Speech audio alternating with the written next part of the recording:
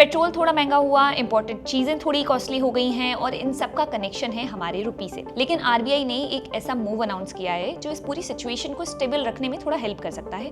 तो समझते हैं क्या है आरबीआई का डॉलर रुपी स्वैप ऑप्शन और क्यों पड़ रही है हमें इसकी जरूरत। अब आरबीआई पहले जो कर रहा है वो टेक्निकल है, तो इसे हम सिंपल लैंग्वेज में समझते हैं। आरबीआई के पास एक बड़ा लॉकर है, उसमें फॉरेन करेंसीज रखी होती हैं, मोस्टली डॉलर्स। ये इंडिया ने टाइम के साथ कलेक्ट किए हैं, जैसे कि एक्सपोर्ट्स हो गए, फॉरेन इन्वेस्टमेंट्स हो गए, इन सब से।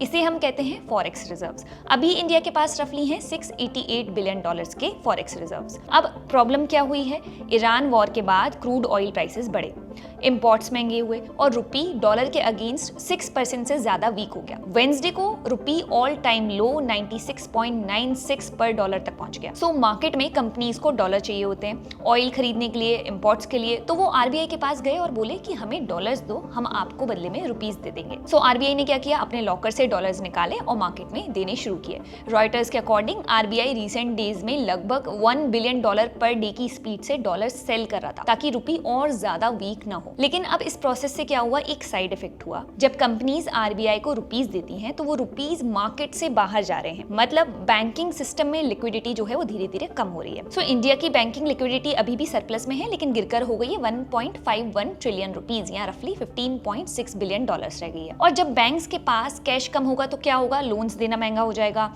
इंटरेस्ट रेट्स और ईएमआईज पे प्रेशर आ जाएगा। तो आरबीआई ने बोला कि हम स्वैप करते हैं, इसको मैनेज करते हैं। तो 26 मई को आरबीआई $5 बिलियन का dollar rupee buy sell swap option करेगा 3 साल के लिए। सिंपल वर्ड्स में बैंक्स आरबीआई को डॉलर्स देंगे और आरबीआई उन्हें रुपीस दे देगा।